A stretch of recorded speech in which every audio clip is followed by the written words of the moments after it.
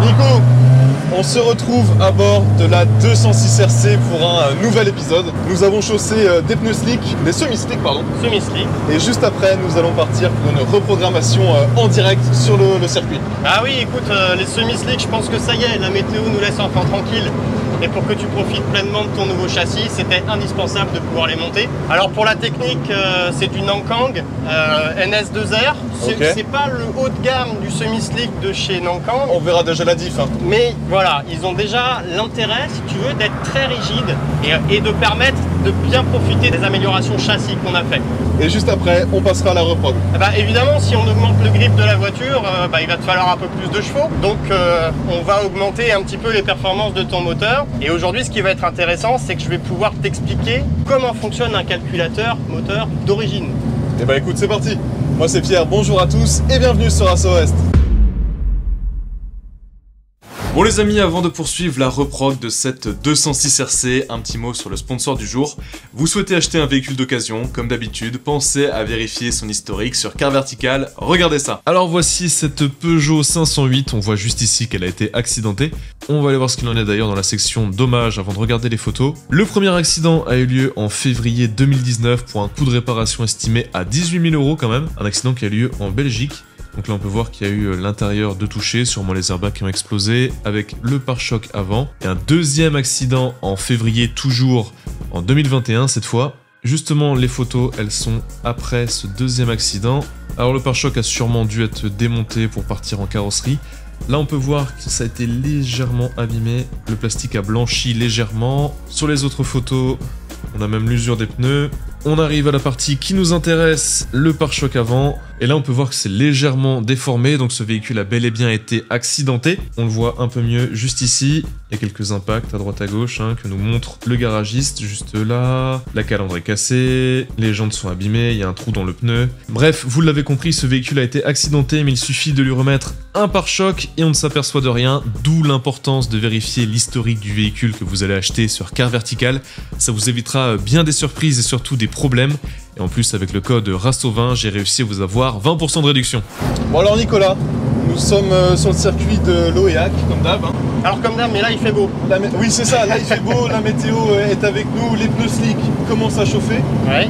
C'est tout ce que tu as fait jusqu'à présent. Voilà, exactement. Là on est sur une monte pneumatique différente. Ce que je voulais, c'est que tu vois le réel gain qu'apporte un semi-slick. Ah bah on le sait. Alors il y a un vrai gain effectivement en termes de châssis, mais surtout derrière il faut faire attention à plein de nouvelles choses et notamment les pressions de pneus. Tu en as discuté avec Samuel tout à l'heure. Ouais. On fonctionne pas du tout sur les mêmes plages de pression qu'avec un pneu de route. Donc, parce que Sam là il a mis 1,60 à froid pour arriver à 85-90 à chaud quoi. Ouais c'est ça, en fait un semi-slick il peut monter jusqu'à 2 bars ce Nankang là. Si au-delà de 2 bars en général il commence vraiment à souffrir. Et très souvent, quand tu dépasses les 2 bars, après, la pression, elle part de 2, 3, voilà, ça s'arrête. Il perd de ses qualités dynamiques, quoi. Il perd énormément de qualité.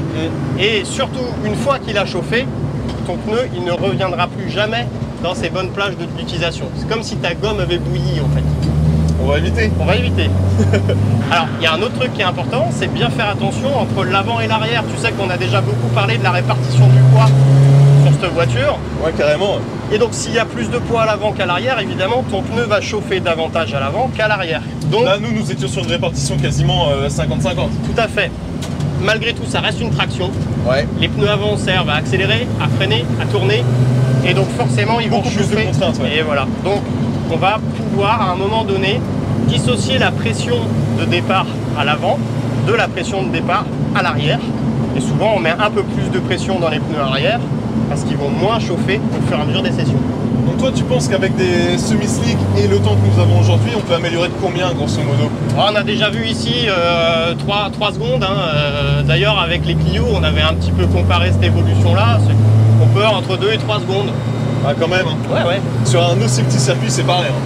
Tu sais qu'un pneu de route type Michelin de bonne qualité, avec un tour chrono vraiment très rythmé, à la fin d'un tour, on a déjà quasiment perdu le pneu. Wow. Bah tu sais, les anciens pneus routiers que nous avions sur cette 206 RC, ils ont pris un peu cher. Ouais. Et encore, ils étaient été vaillant. Ouais, c'est vrai, la pluie les a bien aidés. Ouais, voilà. Sur la pluie, le semi-slick, c'est un petit peu l'inconvénient. Hein. C'est que quand ton pneu est rigide, et forcément, il a beaucoup moins de marge de tolérance. Et sous la pluie, le grip réduit fait que ton semi-slick devient moins performant qu'un pneu de route. Là, est-ce que tu penses que tout est chaud là? Ouais, pour être pas mal pour un tour là. On va s'élancer gentiment. Je vais essayer de nous libérer un peu d'espace parce qu'aujourd'hui c'est une journée track day, mais aussi école de pilotage. Et on a l'association Eau de Rose avec quasiment que des femmes qui viennent apprendre à piloter.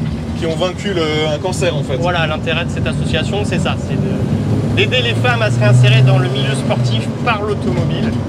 C'est le but de la journée. Là, j'ai une autre RC derrière, elle va nous servir de lièvre, ça va être bien ça. Alors tu vois là comme elle vient la voiture. Elle glisse des 4 roues là. Exactement. Et sur les freinages, on va avoir beaucoup plus de grip et moins de risque de bloquer les roues quoi. comme tu avais avant. On les perdait vachement les roues avant. La motricité est bien meilleure aussi.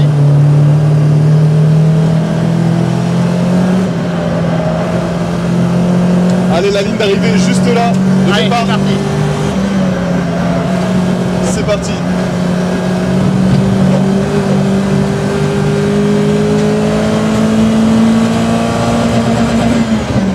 Oh, il y a un petit rupteur, dommage, on a perdu. Ah oui, on freine beaucoup plus tard. Ah ouais, sans problème. Là, la voiture est vraiment joueuse. Là, on commence vraiment à s'amuser avec un châssis rigoureux. Puis on entend vachement plus les pneus bosser. Hein. Ouais. Alors le rupteur, tiens, c'est bien qu'on l'ait pris parce que ça va me permettre de te montrer qu'avec la reprogrammation, tout à l'heure, on pourra augmenter un tout petit peu le régime du rupteur et gagner quelques tours. De combien? Alors faut connaître les capacités du moteur, hein, mais d'origine à 7002, 7003, on peut le passer à 7005, voire 7006. Ok. Il est capable de l'encaisser ce moteur-là.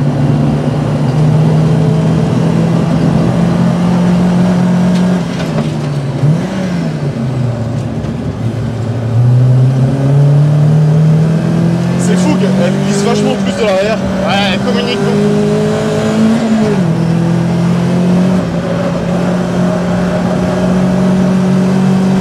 Attention, attention. Ça n'a rien à voir avec avant. Une 2064. On s'amuse bien là. Là c'est pas mal. Hein. Bon bah Nico, les pneus slick c'est validé. Oui. On retourne au stand pour filmer la reprog. Ah voilà, parce que là tu vois, dans les sorties de virage, on passe avec beaucoup de vitesse. Mais dès que j'ai besoin d'un petit peu de perfo pour relancer... C'est un peu cru en bas. Hein. Ah, c'est creux en bas. Ouais, et ça, j'ai une bonne nouvelle. Ça va changer. Reprogrammation, on est capable de le gérer. Bah écoute, on va voir ça, c'est parti. Bon Nico, après ce tour chrono avec les semi-slick, une 20-64, nous voici dans les stands et tu vas t'attaquer à la reprog. Exactement, ouais, tu vois, on a bien constaté dans la voiture qu'on avait besoin d'avoir un peu plus de ressources moteur. Ouais, surtout dans les reprises, ouais. Surtout dans les reprises. Alors on va pas faire de magie dans le sens où on a un moteur atmosphérique, pas un moteur turbo. Tu sais qu'avec les moteurs turbo, les chiffres annoncés voilà, sont souvent bien plus élevés que l'origine et voilà, on arrive à gagner parfois 30, 40, 50 chevaux. Bon, avec un Atmo 2 litres de cette génération-là, c'est un peu plus compliqué. C'est plus dur. Je vais, si tu veux, revenir un petit peu sur le principe de base de fonctionnement d'un moteur pour t'expliquer où est-ce qu'on va avoir des marges de manœuvre malgré tout. Un moteur, tu sais que ça fonctionne avec de l'air, de l'essence, une petite bougie qui allume, et là on fait marcher notre moteur. C'est ça. À l'époque, on faisait ça avec des carburateurs qui mesuraient la quantité d'air qui rentrait quand tu ouvrais ton papillon et qui, avec des petits flotteurs et des petits gicleurs, venaient injecter la bonne dose d'essence. Bon, à l'époque, on avait le starter, on modifiait tout ça et très vite... C'était un autre temps. C'était un autre temps. Et très vite, la voiture pouvait cafouiller, moins bien marcher, polluer, voilà, ou voire même se dégrader et casser son moteur. Nous sommes passés à l'injection directe. Alors, avant l'injection directe, on est passé avec une gestion par calculateur électronique. Le calculateur électronique, en fait, il va s'appuyer sur des capteurs qu'on va mettre sur le moteur et derrière, il va utiliser des actionneurs comme des injecteurs pour aller doser de manière beaucoup plus précise les quantités qu'on veut injecter, d'air, d'essence, etc. Ce qu'il faut bien comprendre, c'est qu'un moteur, il a toujours fonctionné avec un rapport stoichiométrique à 14,7 voilà, pour de l'essence. Et donc aujourd'hui, on sait que le rapport de combustion idéal, c'est 1 volume d'essence pour 14,7 volumes d'air. Ça, c'est dans la théorie. En réalité, nos moteurs, on va pouvoir aller grappiller un petit peu pour s'adapter et de temps en temps enrichir un petit peu le mélange. Mettre un tout petit peu plus d'essence, quoi. Exactement. Ou un petit peu moins d'air, on jauge, on va. Okay. L'idéal, c'est quand même de mettre un petit peu plus d'essence. Et du coup, on va enrichir notre moteur et on va s'apercevoir que là, on va gagner de la performance. Alors attention, si tu le fais trop, ou si tu le fais sur des plages de régime pas adaptées, qu'est-ce qui va se passer? On va avoir un moteur trop riche, donc on va avoir un moteur plus lourd et qui va être moins performant. Donc le savant mélange qu'il va falloir doser, c'est trouver à quel moment on met plus d'essence, quelle quantité d'essence on rajoute pour avoir un moteur qui soit le plus efficace possible. Et toi, bien sûr, tu l'as créé cette cartographie, tu l'as fait sur mesure. Alors on les fait sur mesure, on a fait tellement de 206 qu'aujourd'hui on a plein de cartos de base, je dirais, qui nous permettent d'injecter selon la configuration moteur de ta voiture. On injecte une carto de base et ensuite en roulant, on s'adapte aux besoins du client. D'accord. Si préfère avoir une voiture qui à bas régime reste utilisable au quotidien, eh ben on va être plus soft, je dirais, en dessous. Celle-ci, il n'y a pas de problème. Et voilà, pour une utilisation comme toi, où on sait quoi qu'il arrive, il va falloir qu'on tire le meilleur du moteur, et ben forcément, à ce moment-là, on va dire, on met tout ce qu'on peut, partout où on peut, pour avoir une voiture qui soit le plus fun possible. Ok. Et qu'est-ce qui va se passer là? Tu as branché, j'ai vu, tiens d'ailleurs, on va le filmer. Ouais. En termes de matériel, on utilise une interface qui nous permet de passer par la prise OBD, la prise diagnostique. Par cet outil-là, on va rentrer avec le PC dans le calculateur moteur. Et la première chose qu'on fait, c'est qu'on vient récupérer la cartographie qu'il y a déjà dans le calculateur d'origine. D'accord. Une fois qu'on a ça, on sait qu'on a ce qu'on appelle un backup. C'est-à-dire que si on a un souci sur une future cartographie, hop, on repart. Voilà. Il y a énormément de versions différentes de calculateurs, même pour une 206 RC. Ah ouais? Ouais, il y a eu des mises à jour par les constructeurs, il y a eu des calculateurs qui ont un peu évolué. Donc on a l'obligation, je dirais, de toujours partir de la cartographie de la voiture. Ok. Et en fonction de ça, derrière, ce qui est intéressant sur ce moteur-là, c'est qu'on a un papillon électrique. Donc on va pouvoir modifier les lois d'ouverture du papillon. Tu vois, l'ouvrir de manière plus rapide, plus franche, etc. On va aussi pouvoir travailler sur le VVT. Tu sais qu'on a un déphaseur d'arbre à câble à l'admission. Donc selon les moments où on va déphaser ou pas, eh ben, on va avoir une courbe couple et puissance. Qui sera peut-être plus arrondie, voilà, moins creuse. Et en fait, je peux te le dire, sur un moteur de 206 RC, d'origine, les courbes ont tendance à avoir des petits creux. Je te voyais sur ton site, tu as mis certaines courbes, et ça se voit qu'il y a des creux sur la base. Alors, il y a un truc important à connaître quand on fait de la reprogrammation moteur, c'est que les constructeurs ont des stratégies qui font qu'ils vont induire le conducteur de tous les jours à, de temps en temps, passer une vitesse. Ils vont induire en fait des comportements au volant. Ils vont mettre du couple tout le temps, quoi. Et non, si tu mets du couple jusqu'au rupteur, tu vas forcément avoir un utilisateur qui va tout le temps exploiter sa voiture à fond et qui va tout le temps aller au rupteur. Si on met parfois des petits creux de couple, tout bêtement, naturellement au volant, tu vas avoir la sensation que la voiture s'essouffle et tu vas passer ta vitesse. Et ça va permettre de jouer sur des consommations, sur un peu plus de préservation mécanique. D'accord. Donc là, typiquement, moi, quand je vais intervenir sur une voiture de piste, je vais faire sauter tous ces points-là pour pouvoir avoir une voiture qui soit optimisée sur toutes les plages d'utilisation. Et du coup, celle-ci, toi, tu sais ce qu'il y a niveau moteur? Oui. Qu'est-ce que tu vas injecter comme carto? Est-ce que tu sais déjà ce que tu vas mettre? Alors là, pour toi, je vais te faire une carto sur mesure. Oula. On a déjà un échappement qui est un petit peu libéré, il faut en tenir compte, et on a déjà un filtre à air sport dans la boîte à air. C'est vrai. Donc on sait que naturellement, on va injecter un peu plus d'air et on va évacuer un peu plus de gaz d'échappement que ça ne l'aurait été le cas d'origine. Donc déjà, le calculateur moteur, on sait qu'il va être capable d'injecter un peu plus de carburant parce que les périphériques le permettent. D'accord. Voilà, première chose. Après, quand on ira optimiser en mettant des arbres à cam, en mettant encore d'autres pièces, on va encore rechanger la reprog. Exactement. Alors attention, c'est des mises à jour, quoi. Ce sont des mises à jour, mais la base de la cartographie qu'on va faire aujourd'hui nous servira déjà pour la suite des événements. Un bel exemple, quoi. Voilà, mais j'insiste vraiment sur le fait que dès qu'on change une pièce mécanique sur un moteur, il faut tout de suite refaire le point sur la cartographie. Parce que même si on a des capteurs qui permettent de mesurer la richesse dans l'échappement, le cliquetis sur le bloc moteur, etc., il y a forcément toujours des moments où le calculateur va savoir un peu compenser. Mais des fois pas du tout. Mais voilà, parfois pas suffisamment.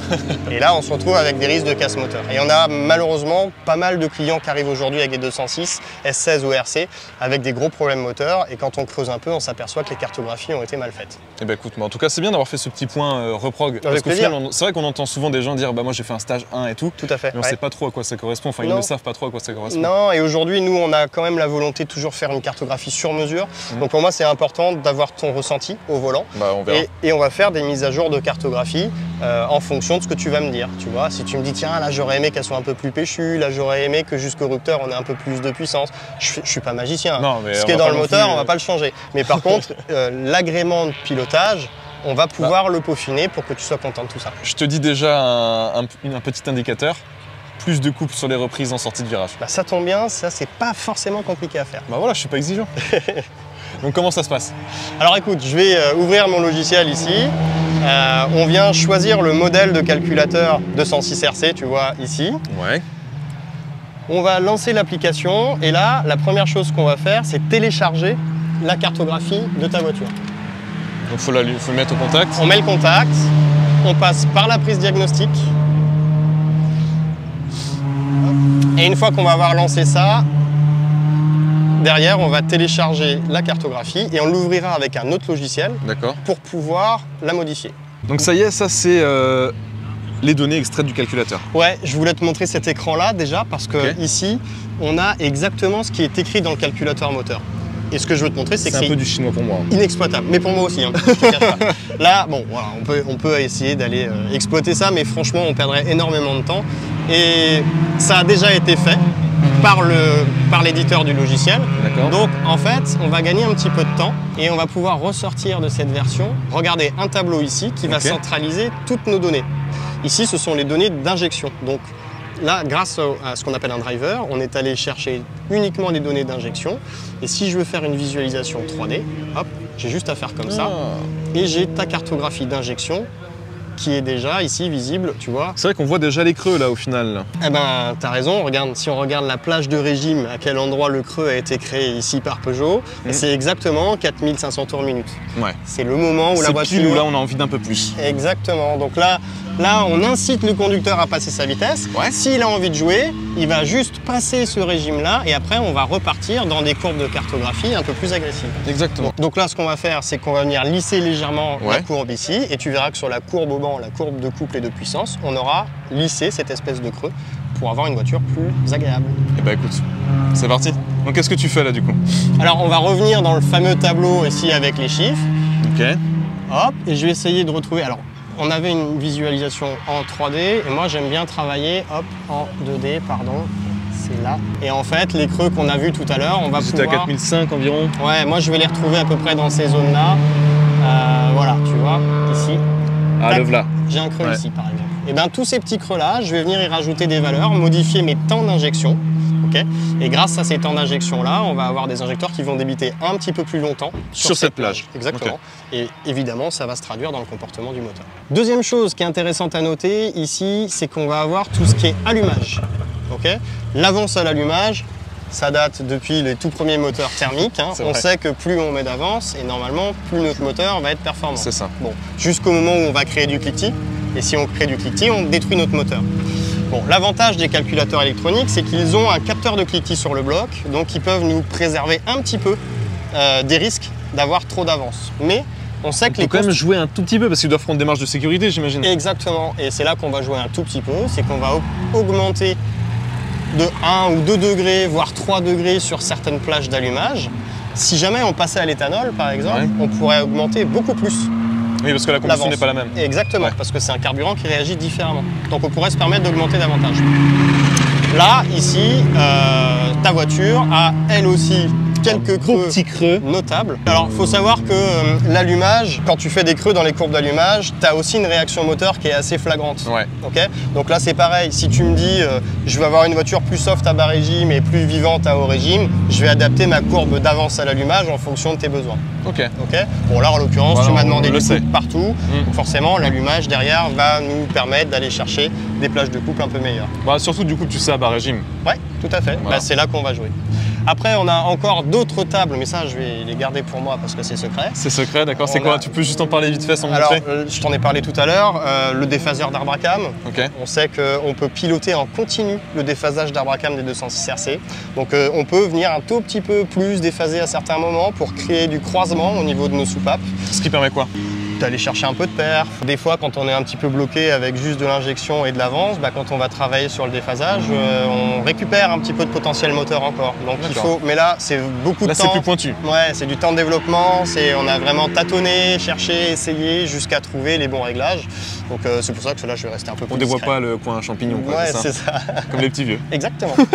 Et le dernier point, par contre, ça on peut en parler, c'est la gestion du papillon. On a des courbes de demande d'ouverture de papillon en fonction de ta pression sur la pédale d'accélérateur. Et bien là, par exemple, je vais pouvoir aller, pareil, donner des courbes un peu plus rondes, un peu plus pointues, pour avoir une réaction à la pédale qui soit différente. Ok, d'accord. Bon bah Nico, du coup, là tu vas injecter la carto. Oui. Le temps que ça se télécharge. Oui. On a un peu d'attente et après on se retrouve en piste. Exactement. C'est parti. J'ai hâte d'avoir ton ressenti. Ah bah moi aussi.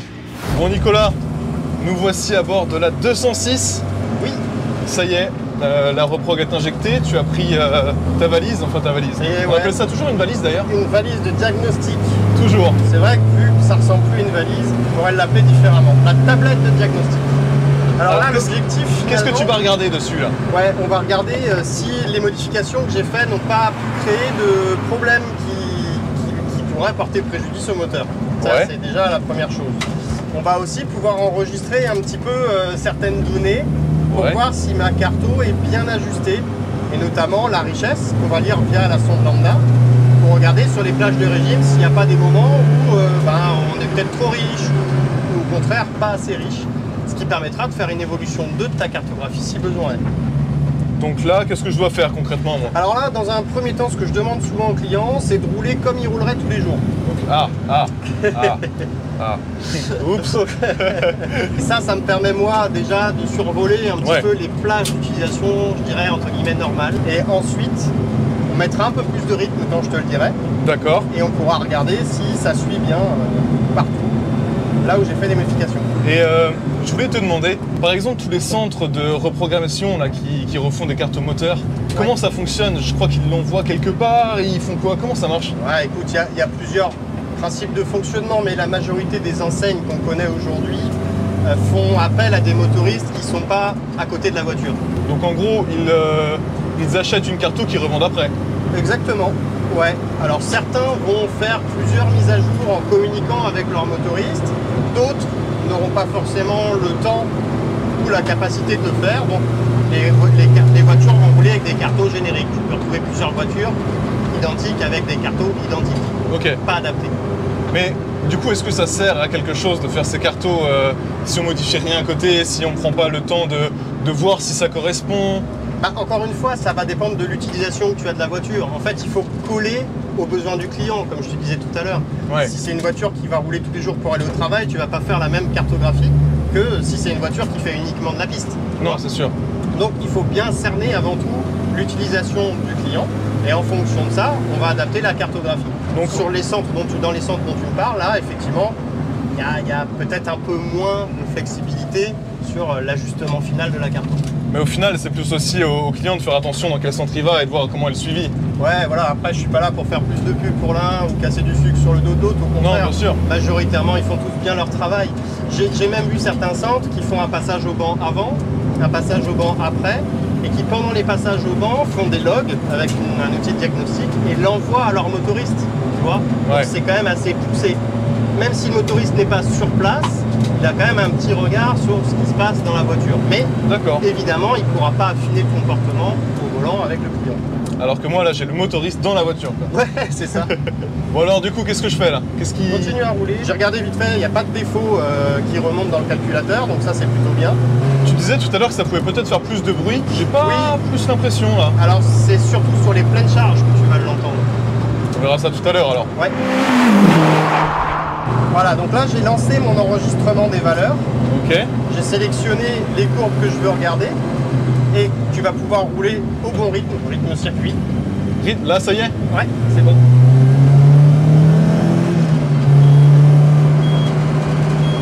T'as plus d'essence. C'est une carton qui consomme. Ah, ça doit être ça. Bon, écoute, j'ai une bonne nouvelle. On a déjà des valeurs de richesse. Qui sont dans la cible que je m'étais fixée. Un peu plus riche que le fameux rapport stoichiométrique. On est pas mal là. Ouais. Alors là, dans la ligne droite, tu vas essayer d'aller au rupteur. Ok, j'ai fait une 25 là, sans trop forcer.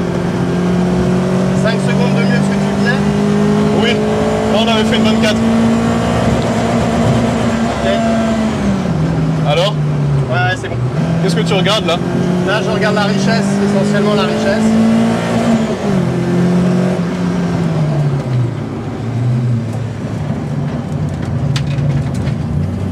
Donc, comme on a un train arrière qui est très rigide maintenant, tu sais, Ouais. il s'appuie vraiment bien sur tes pneus semi-slick. Ouais, c'est vraiment, là c'est vraiment bien je trouve. Hein. Et tu vois, on a plus ce phénomène où elle avait tendance un peu à enrouler avant. Ouais. Et tu te souviens, quand on a fait l'essai des différentes Clio RS, c'est ce que je te disais, quand la voiture devient plus raide, elle est évidemment plus efficace sur le sec. Par contre, elle enroule moins. Dès que ça va être mouillé, ça va peut-être te gêner un peu. Pour Non, bah chercher là c'était le cas d'ailleurs. Voilà, pour chercher la motricité et l'inscription en virage, c'est moins bien. Là, aujourd'hui, sur du sec, c'est vraiment beaucoup mieux, mais parfois, ça peut être Oui, bah. moins bien. vidéo. Allez, dernier tour. Un dernier tour. Ouais. Donc là, une 24, Ouais, ça t'as s'améliore. amélioré de 6 dixièmes. Là, t'entends comme elle remplit mieux.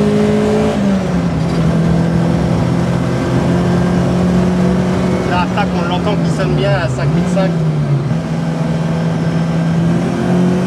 Voilà. Alors là, ça donne quoi? Là, c'est très bien. Faut que je m'habitue aux nouveaux pneus, hein, vraiment. Ils ont un petit grognement quand tu es sur le fil Ouais. qui t'indique que là, tu peux encore un peu en rajouter, Là, mais je pas peux. trop. Là, tu vois.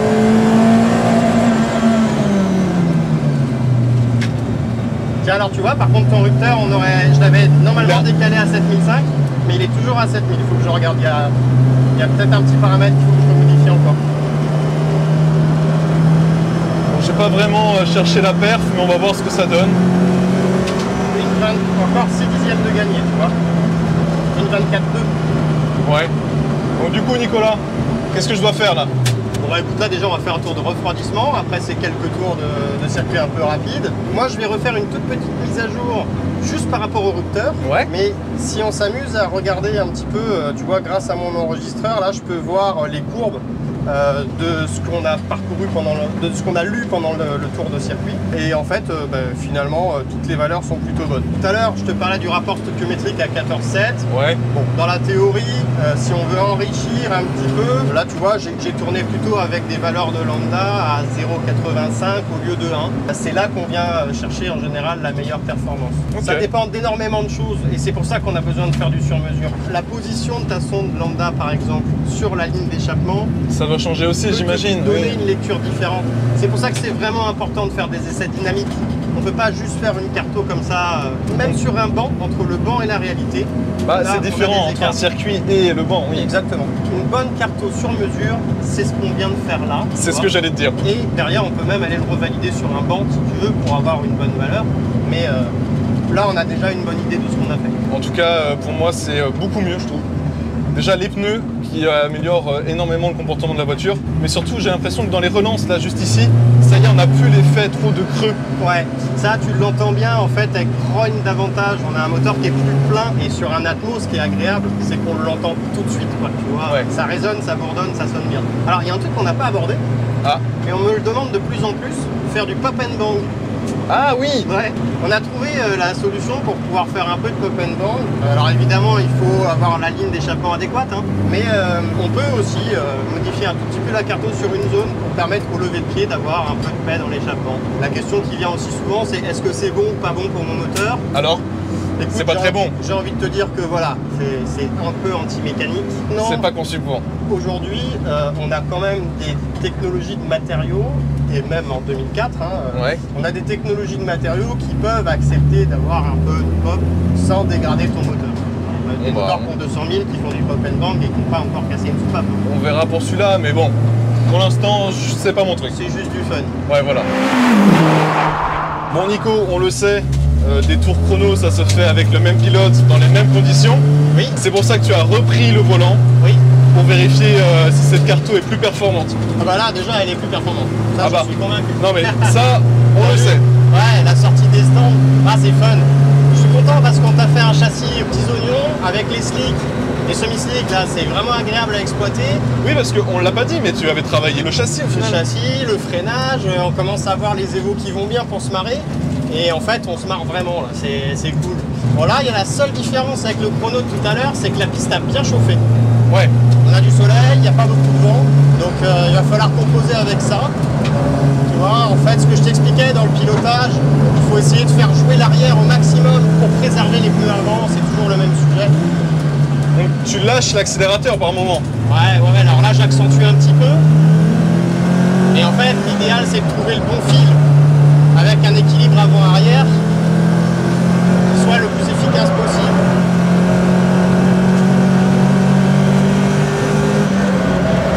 Ah oui, ok, comme ça.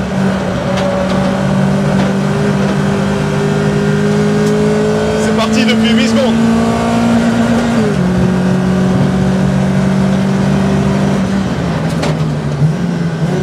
Ah, je freine beaucoup trop tôt. Là, tu vois, l'avant est bien sollicité, hein.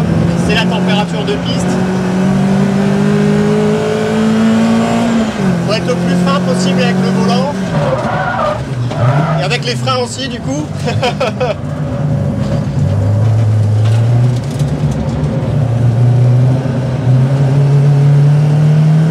On a peut-être perdu un poil de temps. Pas grand chose. On va encore dire que je suis un boucher dans les vidéos. On n'a jamais dit ça. Non.